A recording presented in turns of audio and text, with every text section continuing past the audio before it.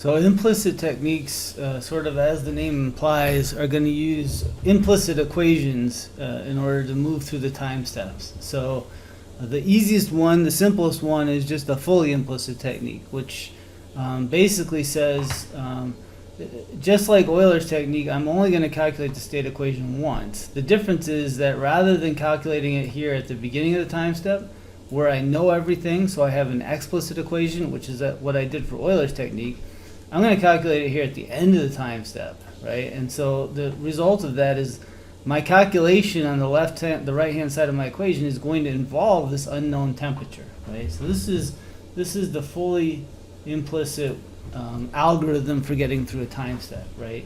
The difference between this and Euler's technique is right here.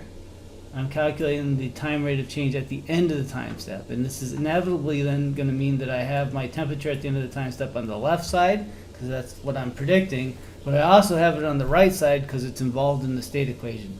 So I end up with an equation like this one, which has my unknown temperature on both sides of the equation. This is an implicit equation for the temperature at the end of the time step, right? The reason this is more desirable is it is stable. So let's look at what this looks like in ease. So here I'll open the fully implicit technique. Let's make it a little bigger. Okay, so here's the fully implicit technique right here. If you look at this, the temperature at the end of the time step is the temperature at the beginning of the time step plus d temperature d time times d time. And the only difference here is that I'm using the time at the end of the time step and the temperature at the end of the time step. So in ease, because ease solves implicit equations like this is easy. You just copy Euler's technique and you change this part of it over here, right? In MATLAB or any formal programming language, this would be a little bit more difficult. Still first order, so if we solve this and look at the error characteristics, at 0.04 seconds, you're going to see the global error is 6 Kelvin. If I reduce the time step by a factor of 10, I reduce the global error by a factor of 10, right? And that should have been pretty obvious by looking at this algorithm. I'm only evaluating the time rate of change once. It's a first order technique. The global error is proportional to delta t to the first power.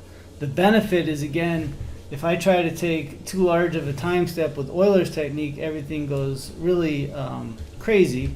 If I try to take a large time step with the fully implicit technique, obviously the error is going to be larger, right? The accuracy is not as good, but it won't go unstable in the same way. So here, when I ran it, I have a time step of 0.04 seconds, and my time constant, my critical time step, is 0.29 seconds. If I reduce the time constant by a factor of 100, right? So now I have a time constant now of 0.003 seconds, which is less than my time step. Euler's technique would go unstable, but this technique is not, right? This technique is going to continue to give me reasonable answers, even in this situation, right? If you look at this, you'll see I didn't start oscillating, and it didn't go unstable, right? So that's a fully implicit technique. If I decided I wanted to do this in MATLAB or any programming language, it's not nearly as easy as those explicit techniques to translate into those kind of platforms, right? Here I have a implicit equation to move forward one time step. In order to put that into MATLAB, I need to solve for tj plus 1, so I have to do a little bit of algebra, which gives me this technique, or that equation there. That I could program in MATLAB. When we get to many state equations that we're moving through together, we have a set of implicit equations like this, and it becomes even more fun trying to put it into a formal programming language. Okay, the last technique that we'll talk about ourselves in terms of programming ourselves is what's called the Crank-Nicholson technique. So that's given here. The Crank-Nicholson technique is higher order, so it is second order, and it's also implicit. So it has some nice features related to both of those characteristics. Crank-Nicholson technique, the algorithm is given right here. and it's basically kind of a logical combination of Euler's technique and the fully implicit technique. It says that I'm going to take the average of the time rate of change evaluated at the beginning of the time step. I'm sorry, this is at the end of the time step. Actually, this equation is just wrong. That should say J, and this should also say J. So this is the time rate of change evaluated at the beginning of the time step, and the time rate of change evaluated at the end of the time step. So I'll take the average of those two and multiply by delta t, right? And that's the equation that we get for this particular problem, okay? Second order, you can see it's second order because I have to evaluate the time rate of change twice, and implicit, right? You can see it's implicit because I end up with an implicit equation for the temperature at the end of the time step, right? So it has the nice characteristics on both of those two fronts. If I looked at the global air, I would find that if I reduce the time step by a factor of 10, the global air actually goes down by a factor of 100. Again, if I decide I want to put this into MATLAB, I have to do a little bit of algebra here in order to solve for tj plus 1, and that would give me an equation like that, right? And those programs are up on the website if you want to look at them. I don't think they're very difficult to understand. If you're going to experiment with them, one thing you should do is prove to yourself that they are in fact stable, even if you take a time step bigger than the critical time step. All right, so those are techniques that we programmed ourselves, right? We took charge of deriving the state equation, which is always going to be your job, but then we also took charge of using the state equation to move through each time step, right? Using one of these 4 or 5 different techniques. Any software that you pick up is probably going to have integrated with it some kind of an ODE solver that's probably more sophisticated than the ones that we just talked about. So MATLAB certainly has these ODE solvers, a whole suite of them, and Ease also has a technique that you can use that's a pretty nice technique, a higher order semi-implicit technique, and all of them are going to do cool things like adjust the step size, the time step size, such that you're maintaining some kind of accuracy, right? Which is something we didn't talk about doing, but we would talk about that in a course like 764. So let's look at how you do this in both MATLAB and Ease. Let's start with Ease. So in Ease or MATLAB, you are responsible for programming the state equation, right? There's no way Ease or MATLAB can know what this equation looks like for your problem, right? So that's going to be on you and programming it. But then after that, Ease or MATLAB or whatever ODE solver you're using is going to take charge of using that to move through each time step, right? So here's how I would recommend you do this in Ease. The first thing you need to do is just program the state equation, right? So I would, in the equation window, provide a value of temperature and time, and then program the state equation and verify that it works, right? So let's look at what this looks like. Let's open up the right Ease code. Here. We'll make the font a little bigger. So here I'm going to give it a time and a temperature. It really doesn't matter what that is.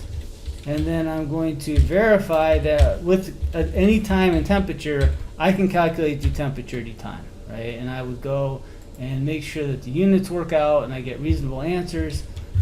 This is a good place to reiterate the fact that even though I'm calling this a state equation, this can actually be a whole set of equations that have to be evaluated in order to finally reach the temperature at time, right? But the idea is, given time and temperature, you need to be able to calculate the temperature at time, right? So once you've verified that you can do that, then the next thing you do is you remove the arbitrary values of temperature and time that you put in there, and you use the integral function, which is the ODE solver in Ease, to carry out the integration that you need to move through time, right? So this is the integration that we have been doing anytime we're trying to implement these numerical techniques, right? My temperature is the initial temperature, and then I'm just integrating the state equation through time from 0 to however long I want to simulate, right? In Ease, the integral command is called using this protocol right here. You have an initial value, and then you integral, and the integral command takes in at least 4 arguments. Optionally, you can put a 5th one in, which we'll talk about in a second. But the 4 arguments are, what's the integrand? So what's the integrand? What's the integration variable? So you're integrating with respect to what? What's the lower limit of my integral? What's the upper limit of my integral, right? So for us, we're going to start at some initial temperature, and then our integrand is going to be d temperature d time. It's our state equation. We're integrating with respect to time from 0 to t sim, right? So if everything works correctly now, if I get rid of these 2 guys and put in this statement right here, I should find that I'm now moving through time, and I end up with a prediction of the temperature at the end of my simulation. So hopefully that makes sense. Now, there's some things that you might want to do that make this work better. So one thing is, you probably aren't just interested so much in the temperature at the end of the simulation, but rather, what is the temperature doing as a function of time? And of course, one way you could do that is with a parametric table, where you vary the simulation time, and you, for each one of those simulation times, you run the calculation. But of course, that's really silly, since you're going to basically redo the integration over most of the time, many times. So what you'd really rather do is just create what's called an integral table. And the integral table basically just keeps track of these integration table variables as you're doing the integration. So the calling protocol for the integral table is the integration variable is the first thing. So for us, it's time. And then you can put in a whole list over here of other things that you would like to keep track of. So any variable in your ease code you could put here.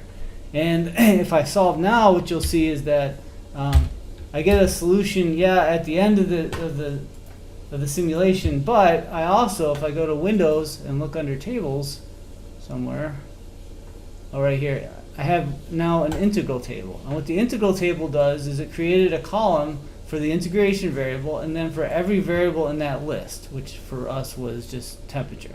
So this is now every single time step what the temperature was, if that makes sense. So I can plot this, right? I can plot, here I plotted, that's not right. This is temperature as a function of time, and you can see what's going on. So a couple of things here. One is, if you look at the integral table, I did actually get here every single time step, right? And ease, because I didn't tell it what time step to use, is adjusting the time step in a way that we'll talk about here in a second, but it's adjusting it to maintain some kind of accuracy. And the outcome of that is great in the sense that, I'm taking the biggest time step I can at any given time, but I may not actually really want to have an integral table that has this much information in it, right? This could go on for thousands and thousands of rows, and I don't really care that much about every, what is this, 0.1 millisecond. So our one thing I can do right here is, if I put a colon, let's say I put a colon 0.01, what is that going to do?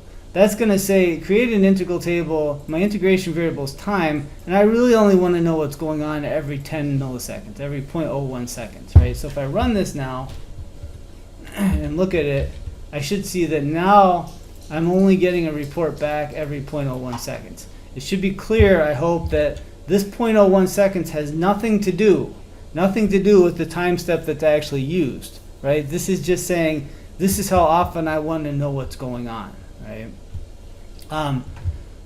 The way that I can control the time step that's actually used, there's actually 2 ways. One way is I can just add over here a time step. So if I put in a 5th argument here, it's just going to take fixed time steps, and each time step is now going to be 1 millisecond, right? So if I run,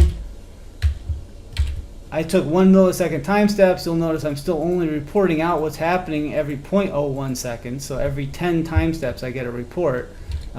That's one way of controlling the time step. A better way is you actually let ease adjust the time step on the fly to maintain some accuracy, right? So if you go up here under preferences, and one of these tabs is integration, you'll see that this is the window that you use to actually adjust how ease is varying the time step during the simulation, right? So here it says vary your step every single, look at it every single step. I have to have at least this number of steps and no more than this number of steps. And then here it says, if your relative error goes above this value, then you should take smaller steps. If it goes below this value, then you should take larger steps, right? And so you're letting it do this stuff on the fly. You can also use a directive up here at the top of your ease program to do the same thing, which is actually better, because now if I save this program and send it to somebody else, it will automatically use these values in the integration versus whatever that somebody else had set. So now if I run it, it's taking automatic time steps. You can actually see this. Well, let's see if I can make this work. If I get rid of this, so I look at every time step in my integral table and run it, you can actually see the impact of adjusting the time steps. So here it decided it needed a lot of time steps, and then right about here it said, my error is pretty small, I can take bigger time steps, and here it said I can even take bigger time steps. And then so it's always adjusting these time steps to get some kind of accuracy. All right, so that's how you do this in ease. Obviously this isn't restricted to just heat transfer problems, so this is a really cool thing to know about, the integral command and integral tables.